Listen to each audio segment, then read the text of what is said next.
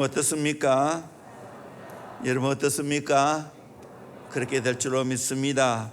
사도행전의 그리스도인이라는 제목으로 함께 은혜 받기를 원합니다. 예수 믿는 사람들을 가리켜 여러 가지 칭호를 붙이고 있습니다. 앞으로 그리스도인의 칭호에 대해서 설교를 할까 생각합니다. 아마 다니엘서를 하고 있는데 다니엘서 끝나면 새벽 기도 때마다 좀 하려고 생각을 하고 있습니다. 대표적으로 예수 믿는 사람을 가리켜서 그리스도인이라고 말하죠. 크리스천이라고 말하죠. 이 말이 어디서 나왔습니까? 오늘 본문에 나와 있습니다. 스데반이 도래에 맞아 선교를 하게 되었습니다. 그 일로 인하여 많은 사람들이 흩어지게 되었습니다. 그 흩어진 사람 중에 수리아 안디옥에 이르러 유대인들에게 복음을 전하게 되었습니다. 그때 주의 손이 그들과 함께 수많은 사람들이 예수 믿고 주께로 돌아온 역사가 일어났습니다. 예루살렘 교회가 그 소문을 듣고 바나바를 안디옥까지 보내게 되었습니다. 바나바가 곳에 이르러 하나님의 은혜의 역사를 바라보고 기뻐하며 모든 사람들에게 굳은 마음으로 주께 붙어 있으라 권면했습니다. 이 바나바는 착한 사람이었고 성령과 믿음이 충만한 자였습니다.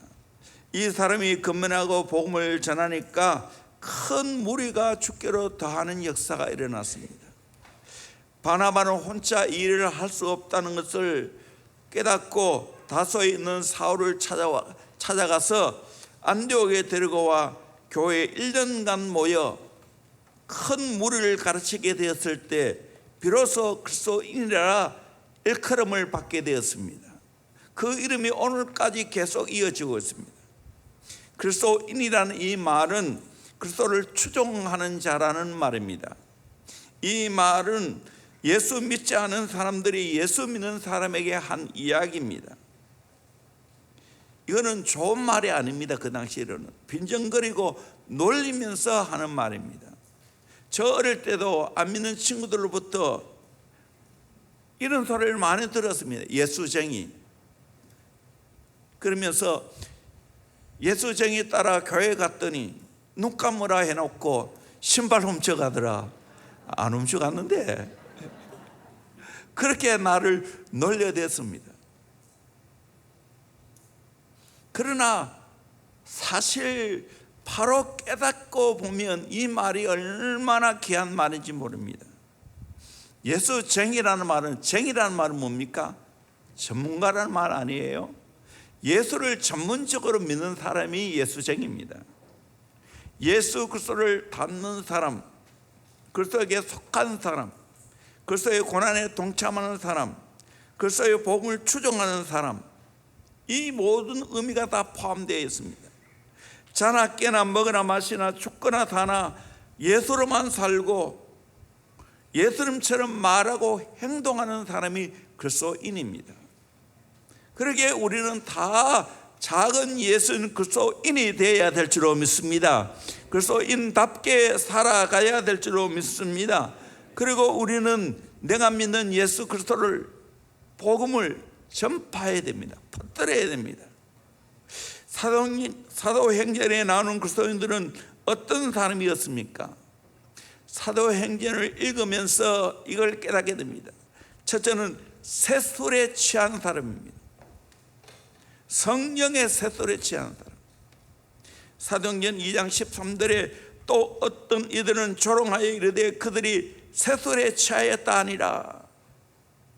사도행전 2장에 보면 오순절에 성령이 강림하여서 초대교회 성도들이 성령 충만을 받게 되었습니다. 방언의 은혜가 임했습니다. 방언을 하게 되자 비방하는 사람들은 그들을 하여 새술에 취했다라고 말합니다. 현대인들은 모두 뭔가 취해서 살아갑니다. 남녀노소를 물러나고 예수 믿는 사람이든지 안 믿는 사람이든지 다 나름 취해 살아갑니다. 어떤 이는 향락에, 어떤 이는 돈에, 어떤 이는 쾌락에 세상 취미에 자기 전문 분야에 취해서 살아갑니다. 세상은 무언가 취해 살아갑니다. 우리 그리스도인들은 어떻게 살아가야 되는가? 에베소 5장 18절에 술 취하지 말라 이는 방탕한 것이니 오직 성령으로 충만을 받으라 라고 말했습니다. 술 취한다는 것은 세상의 모든 것에 취하는 대표적인 말입니다. 세상에 죄악된 문화의 습관, 잘못된 인간관계, 이런 저런 여러 가지 세상에 취해서는 안 된다는 겁니다. 대신에 우리가 취해야 되는 것은 성령 충만으로 취해야 한다는 겁니다. 술을 먹으면, 내가 술 취하면 술 기운으로 내가 살아갑니다.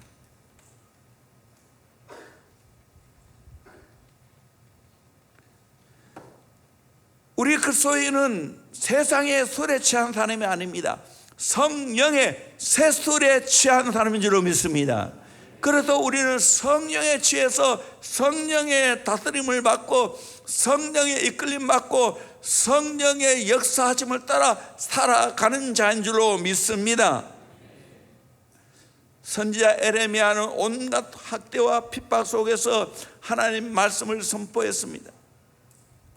동족에게 붙잡혀서 벌거벗김을 당하기도 하고 물 없는 웅덩이에 빠뜨려 죽음당할 위기에 처하기도 했습니다. 그런 가운데서 그는 뭐라고 말합니까? 에레미야 2장 9절에 보니까 내가 다시는 여호와를 선포하지 아니하며 그의 이름으로 말하지 아니하리라 하면 나의 마음이 불붙는 것 같아서 골수에 사무치니 답답하여 견딜 수 없나이다. 하나님의 영에 취해 살아가니까 나는 다시는 내가 하나님 말씀을 전하지 않겠다고 결심했지만 안에 있는 하나님의 영이 그냥 내버려 두지 않았습니다. 나의 마음이 불붙는 것 같아서 골수에 사무치니 답답하여 견딜 수가 없어서 또 말씀을 전했다는 겁니다. 이것이 하나님의 영에 취한 사람입니다. 우리도 하나님의 영인 성령에 취해서 성령의 이끌림 받고 살아갈 수 있기를 주의 이름으로 축원합니다. 성령의 새술에 취하면 세상에 취하지 않습니다. 바르게 살고 건강하게 살아갑니다. 우리가 왜 기도합니까? 거룩한 성령의 새술에 취해 살기 위해서입니다. 저와 여러분이 성령의 새술에 취해서 성령의 주권 아래 살아가는 복된 인생 살기를 주의 이름으로 축원합니다. 축원합니다. 할렐루야. 두 번째로 천하를 어지럽게 하는 사람들. 우리 사도행전 17장 5절 6절 말씀 같이 읽겠습니다. 시작. 그러나 유대인들은 시기하여 저자의 어떤 불량한 사람들을 데리고 때를 지어 성을 소동하게 하여 야손의 집에 침입하여 그들을 백성에게 끌어내려고 찾았으나 발견하지 못하매 야손과 및 형제들을 끌고 읍장들 앞에 가서 소리질러 이르되 천하를 어지럽게 하던 이 사람들이 여기도 이르매. 여기 보니까 뭐라고 말했습니까? 천하를 어지럽게 하던 이 사람들이라고 했죠. 사도행전 17장에서 사도 바울이 2차 전도 여행 중에 데살로니가에서 전도할 때 일입니다. 전도 결과 경건한 헬라인과 기부인들이 많이 예수를 믿게 되었습니다. 이를 시기한 유대인들은 바울을 법정에 고소했습니다. 그 죄명이 뭡니까? 천하를 어지럽게 하는 사람들이라고 했습니다. 또 빌립보 지역에서 복음 전하다가 저 많은 귀신 들린 여자아이를 고쳐주었습니다. 그때 그 주인이 상관에게 가서 한 말이 뭐라고 말했습니까? 사도행전 16장 2절에 상관들 앞에 데리고 가서 말하되 이 사람들이 유대인인데 우리 성을 심히 요란하게 하여 우리 성을 심히 요란하게 하는 자라고 말했습니다. 또 사도행전 24장 5절에 보면 유대인을 다 소요하게 하는 자라 그렇게 말하고 있습니다. 정리하면 바울을 가리켜서 천하를 어지럽게 하는 자, 우리 성을 심히 요란하게 하는 자, 유대인을 다 소요하게 하는 자라고 말하고 있습니다. 예수를 내가 믿게 되고 내가 복음으로 살면 이와 같은 거룩한 소동이 일어난다는 거예요. 사실 예수님도 공생에 예수님의 삶을 살펴보면 예수님이 가는 곳마다 이런 소란을 일으켰습니다.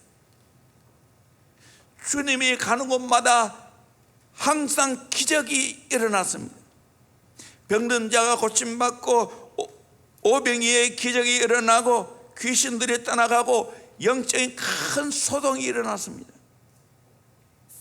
예수님은 내가 세상에 화평을 주러 온 것이 아니요 검을 주러 왔다. 사람의 원수가 그 집안 식구다라고 말하고 있습니다. 이 말은 무슨 말인가? 복음이 들어가면 사람의 마음에 큰 거룩한 소요가 일어난다는 겁니다. 소동이 일어난다는 겁니다.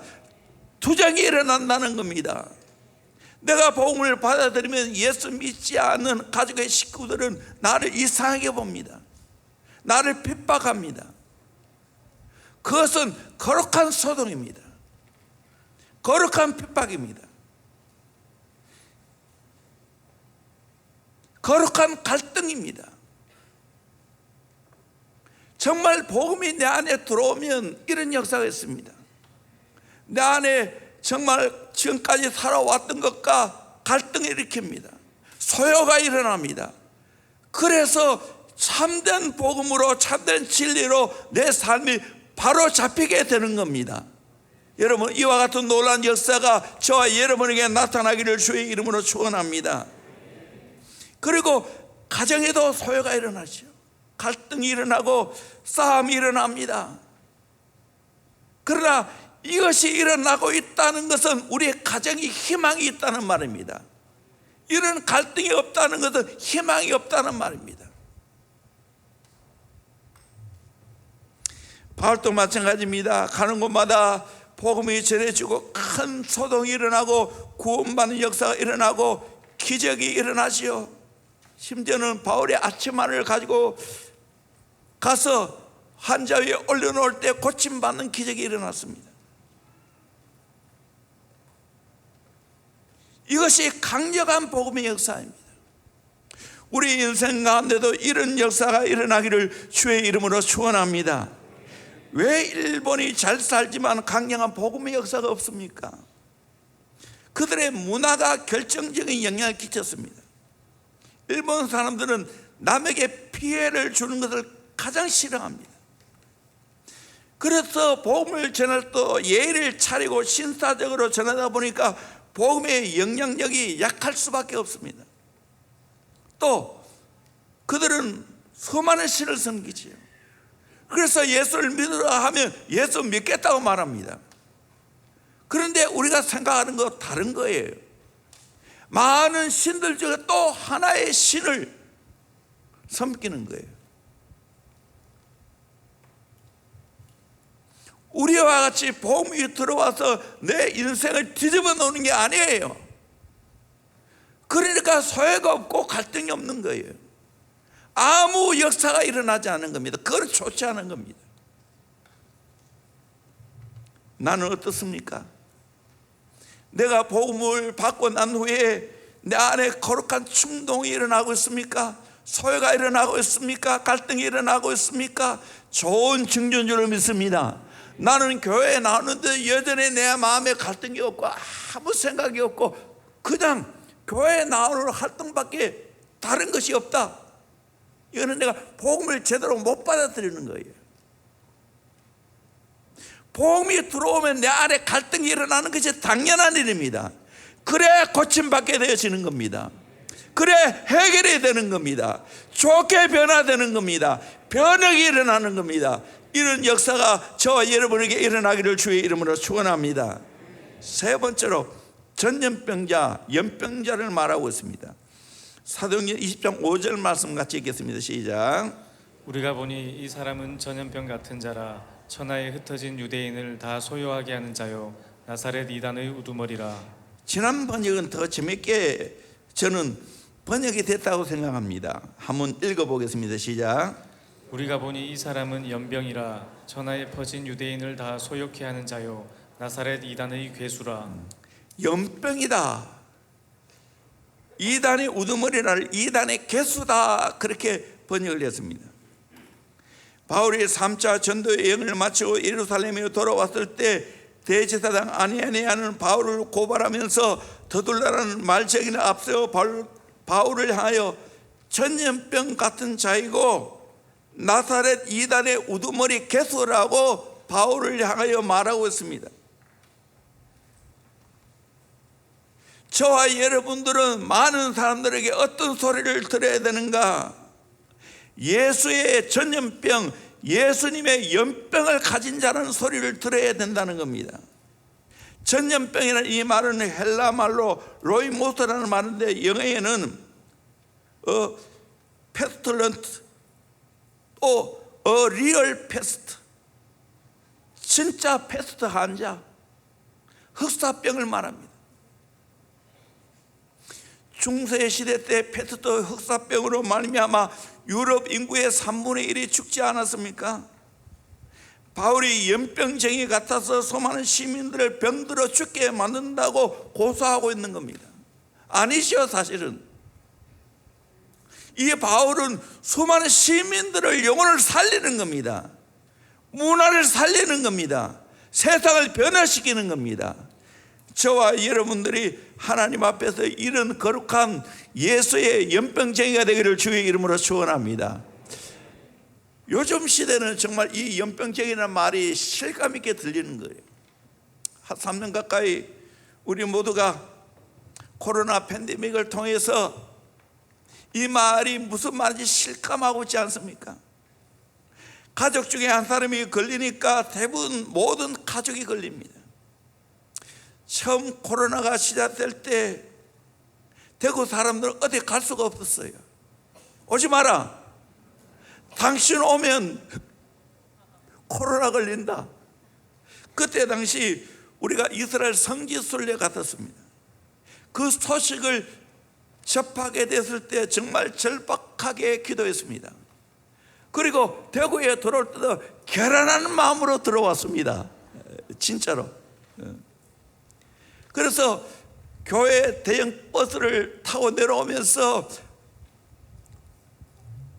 고속도로 휴게소에서도 조용하게 식사하고, 그리고 여기 와서도 저 휴포레 사람들한테 소동이 일어날까 싶어서 저 대형교회 어디 갔다 오노?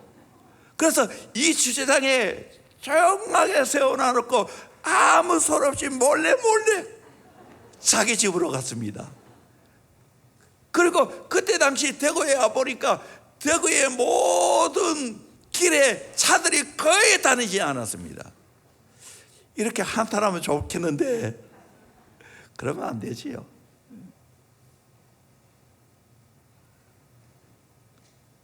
전염병이 그렇게 무서운 거예요.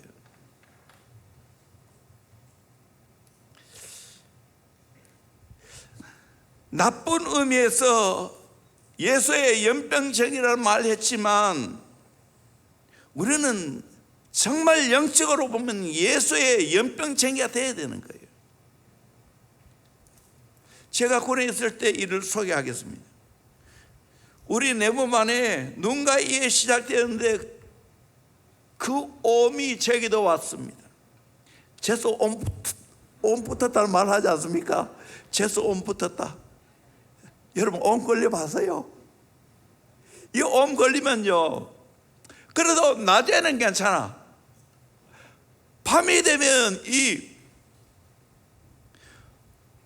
옴 진드기가 활동하기 시작합니다. 그러면 나도 모르게 막 끌어댑니다. 얼마나 시원한지 모릅니다. 근데 계속 끌어대면 피가 나올 정도입니다. 그 덕분에 처음 걸린 사람은 병원으로 이송갔, 나중에는 좀 많아지니까 부대 안에 있는 의무실에 격리되어 있었습니다. 그때는 정말 제가 쫄병 때인데 너무 행복했습니다. 성경 읽고 또 박윤서 목사님 공간보험 추석책 가지고 왔는데 그걸 읽으면서 행복한 시간을 보냈습니다. 나중에는 전 내만에 다 퍼졌습니다. 그때는 이제는 안 된다 그래가지고 매일 목욕하고 약을 바르면서 지내고 결국에는 그 다 옴진드기가 퇴치되었습니다. 옴 있는 사람과 같이 접촉하면 옴진드기가 옮겨갑니다. 코로나 걸린 사람하고 같이 있으면 코로나가 옮겨갑니다.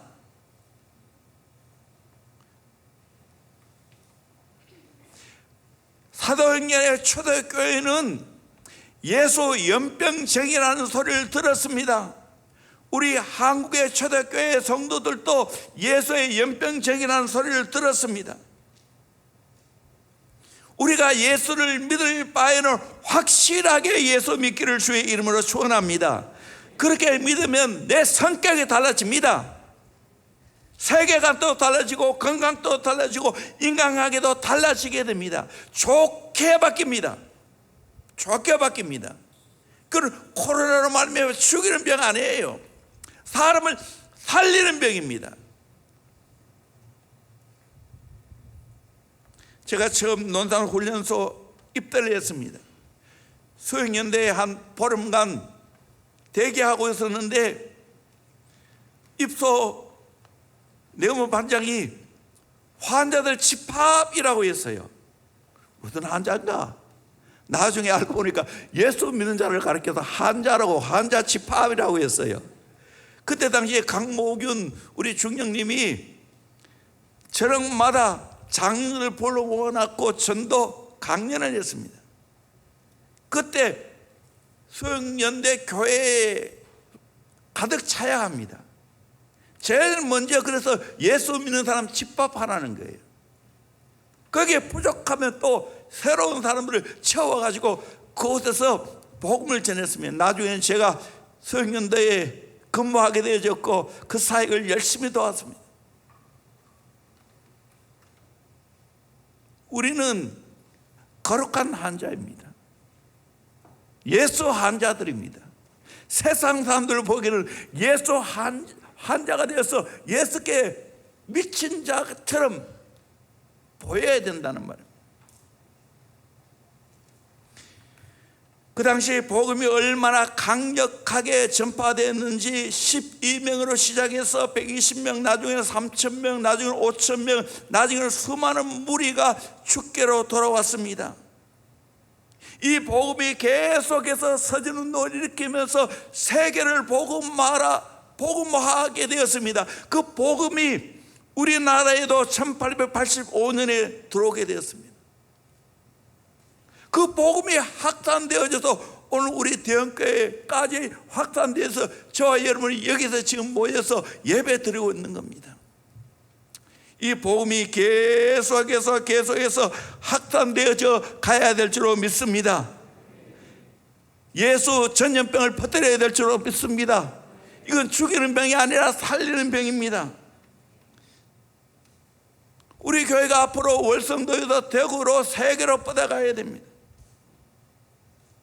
이단들은 얼마나 극성맞게 자기가 믿고 있는 이단 사상을 퍼뜨립니까? 옛날 저희 교회가 앞산 밑에 있을 때 그 주위 일대가 다 대선 진리회였습니다. 계속해서 확산돼서 그 지역 전체를 자기 영역으로 만들더라고요. 여호와 증인이나 하나님의 교회 사람도 극성맞게 그들의 이단 사상을 전하지 않습니까? 가장 강하지 신천지 아닙니까? 특별히 젊은 사람들에게 이 신천지 사상을 퍼뜨리지 않습니까? 여기서 몇 개월만 해도 사람의 모든 것을 바꿔놓습니다. 저와 여러분들은 진짜 복음을 퍼뜨리는 자가 되어야 될 줄로 믿습니다. 왜? 예수를 믿어야 구원을 받고 예수를 믿어야 천국에 가기 때문입니다. 어제 정말 기분 좋은 일이 있었습니다. 우리 김영미 지사님 부친상을 당해서 안동 성도병원 장례식장에 다녀왔습니다. 가서 감동을 받은 것은 김영미 지사님이 그 친정 아버지의 구원을 위해서 얼마나 애를 쓰는지, 벌써 그전에도 저에게 그 아버지 전달로 애를 쓰고 또 목장 식구들과 함께 같이 기도하고 힘을 썼어요. 거의 예수 안 믿는 사람이에요. 그런데 강권에서 목사님 모시고 예배 드려야 된다는 거예요. 그래서 들어가는데요, 아이고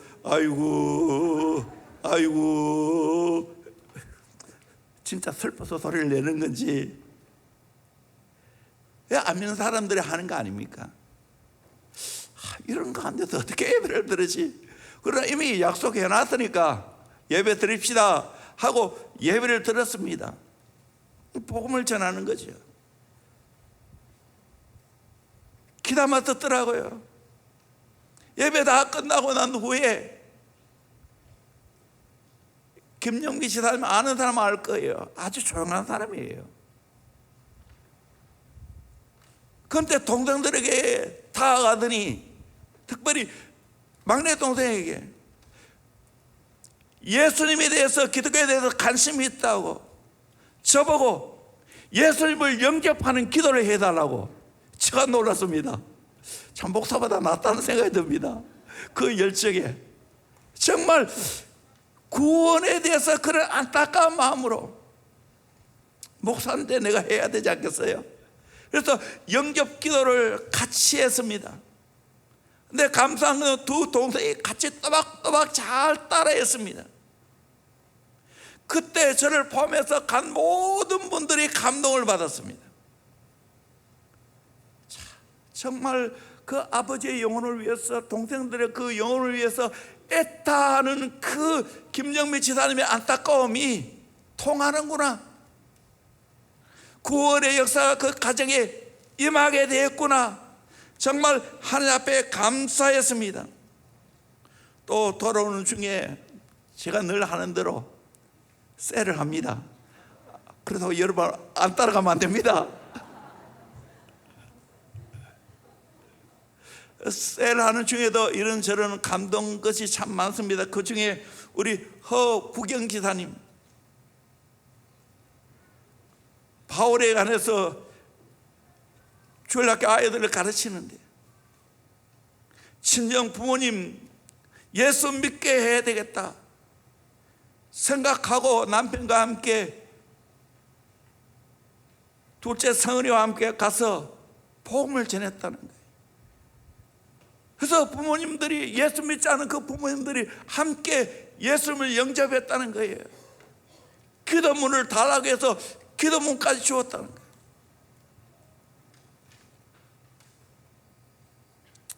정말 우리에게 예수의 생명이 들어오면 이거를 전하지 않고는 견딜 수 없는 마음을 허락해 주실 줄로 믿습니다.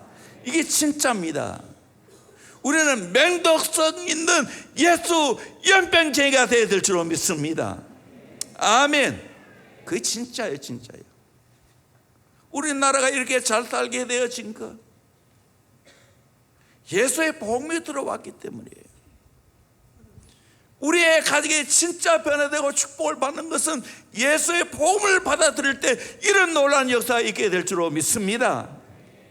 소망교회 각선임 목사님이 북한에 오래전에 갔다 오셨습니다. 그분은 많이 갔다 오셨는데, 가서 그들과 함께 이야기하면서 당신들이 60년 동안 새빨갛게 공산주의 교육을 했으니 이제 한번 열어보시지요.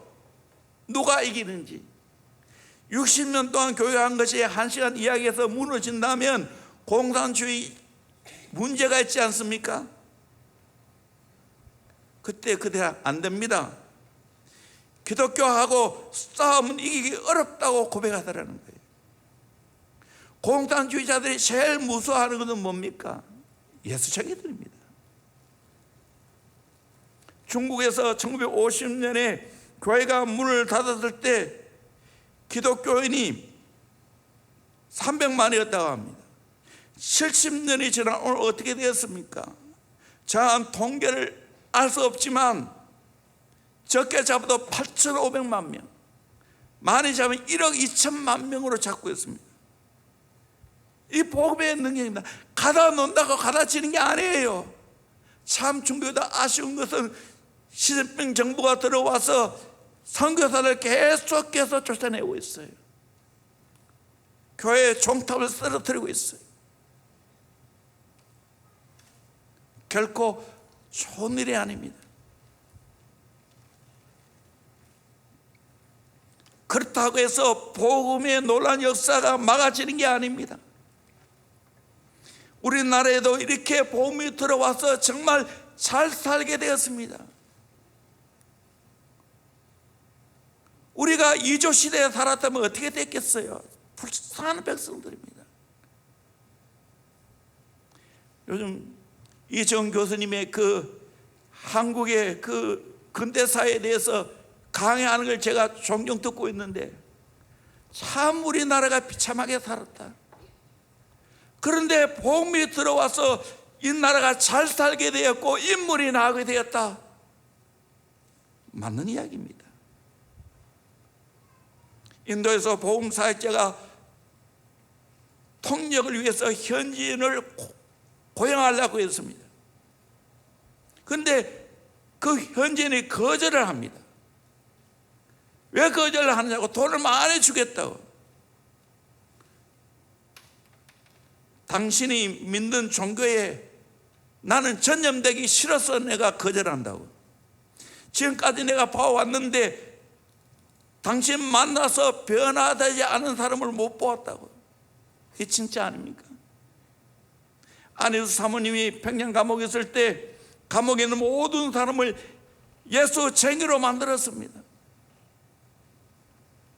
저와 여러분 바울처럼 연병쟁이가 되어서 나와 접촉하는 사람마다 예수의 병균이 옮겨가서 예수쟁이로 만드는 역사가 있기를 주의 이름으로 축원합니다.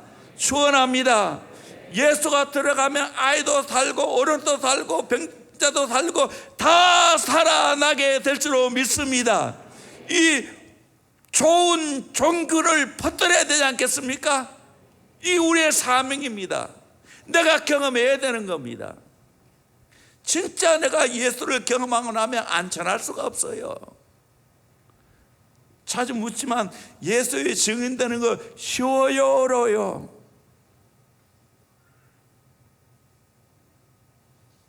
어렵다고 해요? 아니에요. 내가 진짜 예수를 경험하면 저절로 예수를 증거하게 되어 있습니다. 이 병군을 퍼뜨리게 될 줄로 믿습니다. 이런 은혜가 대원교회에 넘쳐나기를 주의 이름으로 축원합니다. 아멘. 네 번째로 예수께 미친 사람입니다. 우리 사도행전 26장 24절 이하의 말씀을 같이 보도록 합니다. 시작. 바울이 이같이 변명하매 베스도가 크게 소리내어 이르되 바울아 내가 미쳤도다. 내 많은 학문이 너를 미치게 한다 하니 바울이 이르되 베스도 각하여 내가 미친 것이 아니요 참되고 온전한 말을 하나이다. 왕께서는 이 일을 아시기로 내가 왕께 담대히 말하노니 이 일에 하나라도 아시지 못함이 없는 줄 믿나이다. 이 일은 한쪽 구석에서 행한 것이 아니니이다. 아그리빠 왕이여 선지자를 믿으시나이까? 믿으시는 줄 아나이다. 아그리빠가 바울에게 이르되 내가 적은 말로 나를 권하여 그리스도인이 되게 하려 하는도다. 바울이 이르되 말이 적으나 많으나 당신뿐만 아니라 오늘 내 말을 듣는 모든 사람도 다 이렇게 결박된 것 외에는 나와 같이 되기를 하나님께 원하나이다 하니라. 아멘. 감동적인 말입니다. 사도행전 26장에서 바울은 무고를 당해 불법 재판을 받게 됩니다. 여기서 무죄를 입증하지 못하면 처형당할 위기에 있었습니다. 그러나 바울은 자신의 무죄를 입증하기 위해서 변명하라고 하지 않았습니다. 오히려 예수 그리스도의 십자가 부활을 증거했습니다. 그 바울의 증거를 듣고는 총독 베소도는 바울아, 내 많은 지식에 너를 미치게 하였구나. 바울은 그 당시에 가말리엘 문화생활이 최고의 지식자입니다.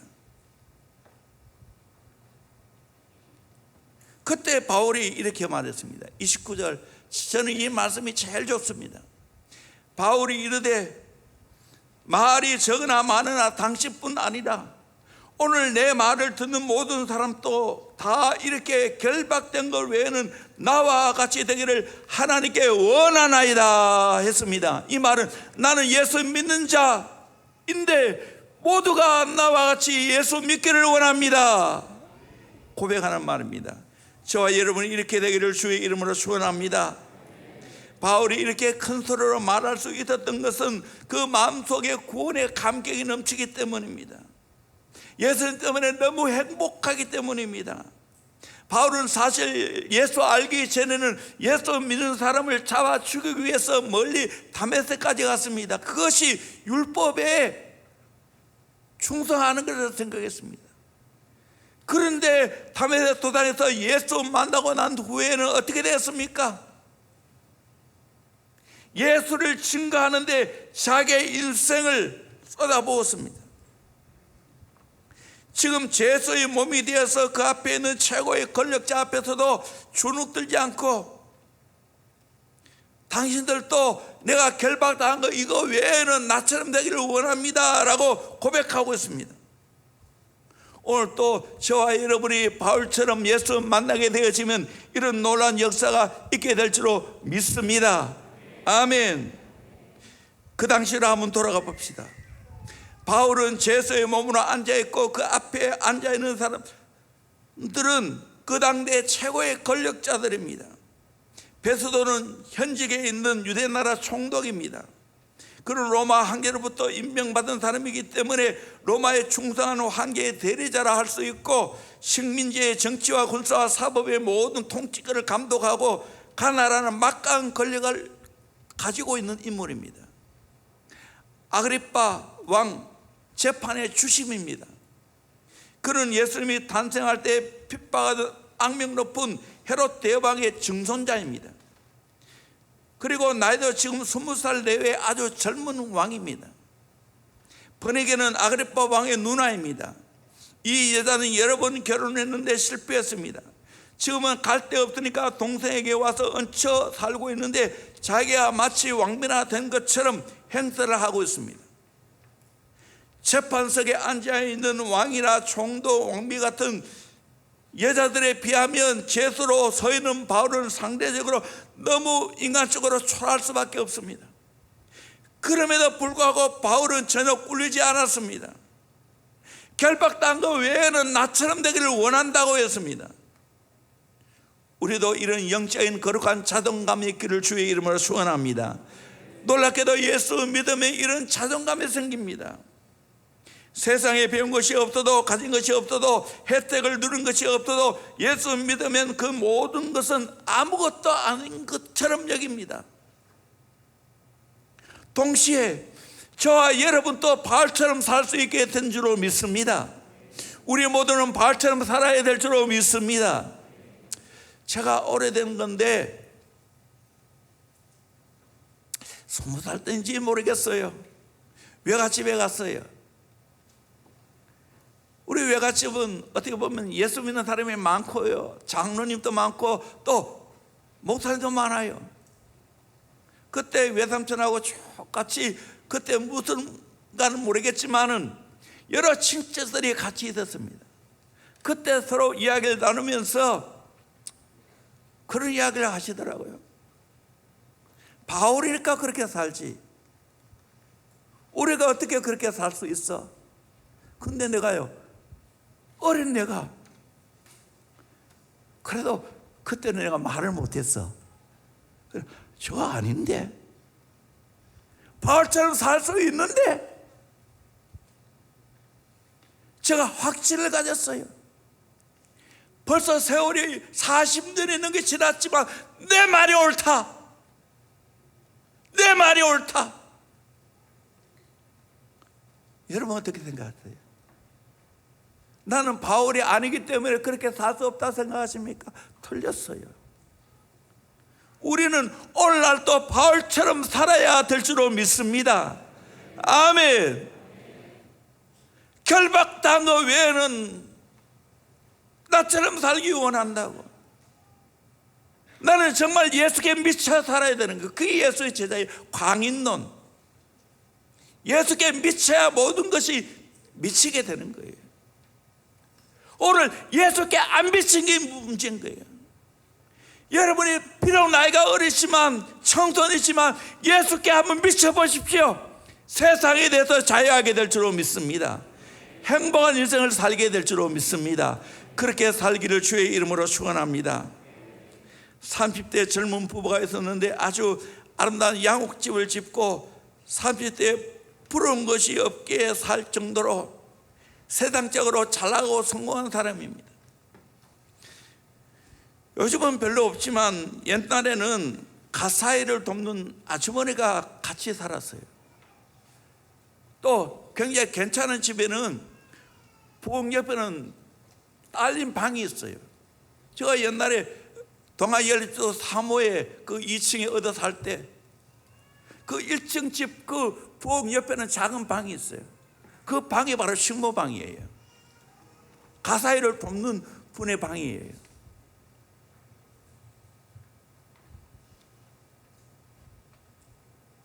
그 30대 젊은 부부의 가사일을 돕기 위해서 50대 아주머니가 그곳에 같이 삽니다. 그런데 이 50대 아주머니는 늘 얼굴이 평안하고 부엌에 나가서 일을 할 때 자주 찬송을 부릅니다. 이렇게 항상 기뻐하는 모습을 보고 그는 그 모습을 보면서 그 30대 아주머니가 물었습니다. 아주머니, 내가 볼 때는 아주머니는 하나도 가진 것이 없고 세상적으로 재미있게 사는 것도 없어 보이는데 어찌 그렇게 찬송하고 기뻐하며 살아갑니까? 그러자 그 50대 아주머니 이렇게 말합니다. 예, 저는 아무것도 가진 것이 없습니다. 그러나 예수님이 나와 함께 계셔요. 나 예수 믿잖아요. 그게 저는 기쁩니다. 그런데 주인 아주머니는 내가 볼 때 모든 것 다 가진 것 같은데 한 가지가 없습니다. 내가 가지고 있는 예수가 없습니다. 비록 식모로 그 집에 얹혀 살아가지만 예수께 바로 미쳐 살아가면 이렇게 당당하게 살아갈 수 있게 되는 줄로 믿습니다. 우리 옥한 목사님 그 책에 보면 그 식모 할머니인지 아줌마라고 해야 될지 모르겠지만 그분이 교회에 나와서 신앙생활하는 이야기가 있습니다. 결국 그분이 신앙생활 잘 하다가 나중에 목사님 품에 안겨 하늘나라 갔다는 거예요. 그분이 그렇게 당당하게 살아갔다. 비록 남의 집에 얹혀 살아가는 분, 그래서 11시에 예배 딱 한 번 나와서 예배 드리고 돌아가는 신세였지만 그는 행복자였다고. 자기가 목회하면서 가장 행복한 일이었다고.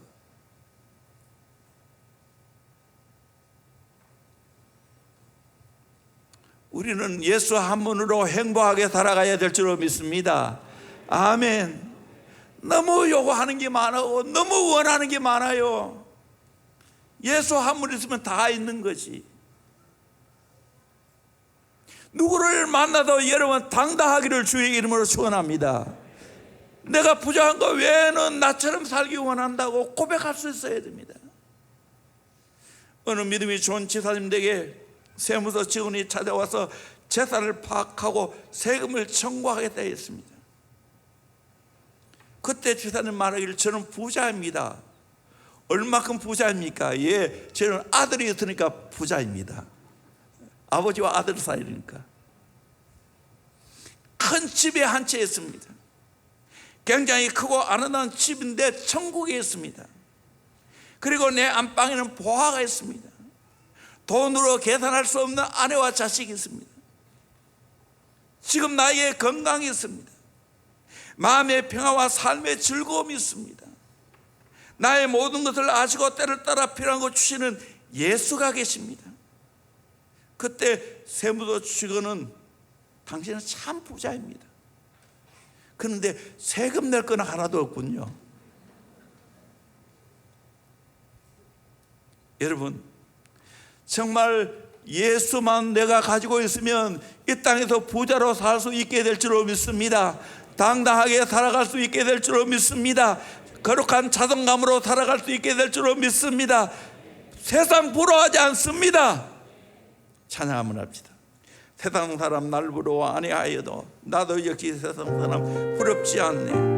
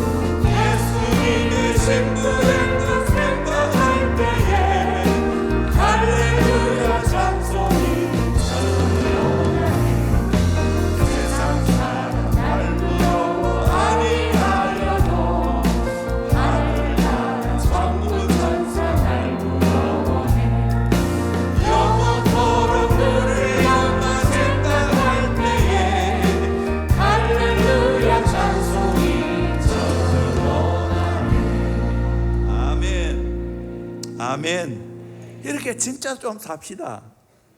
아멘. 우리 아이들, 여러분 친구들 갖고 있는 거 너무 부러워하지 마세요. 메이커 너무 부러워하지 마세요. 아멘. 우리 어르신들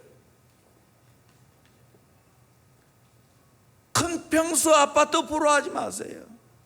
다 우리 인생 알고 보면 전세 살다 갑니다.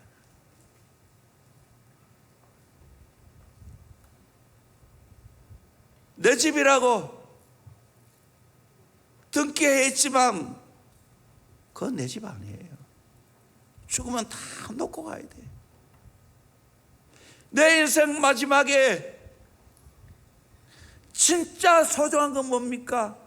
예수 아닙니까? 예수 믿고 예수 붙잡고 영원한 한나라 가게 될 줄로 믿습니다. 그런 복된 인생 살아갈 수 있기를 주의 이름으로 축원합니다. 예수께 미쳐보세요. 행복자가 됩니다. 세상에 가장 행복한 사람 누군지 아십니까? 누군지 알아요? 미친 사람. 스트레스 없어요. 그런 잘못된 거고요. 우리가 진짜 예수께 미쳐보십시오. 내 안에서 행복이 저절로 나옵니다. 이래도 감사, 저래도 감사가 울려 퍼지게 되어집니다. 아멘. 건드리면 감사가 나옵니다. 아멘. 미영 기사님, 건드리면 불평과 원망이 나왔는데 이제는 아니잖아요. 멋쟁이잖아. 정말 예수 믿으면 하나님 앞에 이런 놀라운 축복이 있게 될 줄로 믿습니다. 아브라함 링컨이 이런 말을 했습니다. 자기가 하는 일에 자랑할 수 있는 마음을 가진 시민이 있다면 나는 그들을 통해 살기 좋은 나라를 건설할 것이다. 여러분, 예수 믿으면 내 안에 자랑할 거리가 많은 줄로 믿습니다. 예수가 전부일 줄로 믿습니다. 그 사람이 진짜 이 세상을 밝게 만듭니다. 이 세상을 행복하게 만듭니다. 이런 하늘나라 시민이 대한민국 시민답게 살아가게 될 줄로 믿습니다. 이 세상에 돈을 벌고 후회한 사람 많습니다. 권력을 잡고 후회한 사람 많습니다. 명예를 얻고 후회한 사람 많습니다. 그러나 예수 잘 믿어 후회한 사람은 한 명도 없습니다. 예수께 제대로 미치면 내 인생 행복하게 살고 신바람 나게 살고 의미 있게 살게 될 줄로 믿습니다. 우리 모두 예수께 미쳐 살아가기를 주의 이름으로 축원합니다. 할렐루야. 찬양합니다. 예수가 좋다고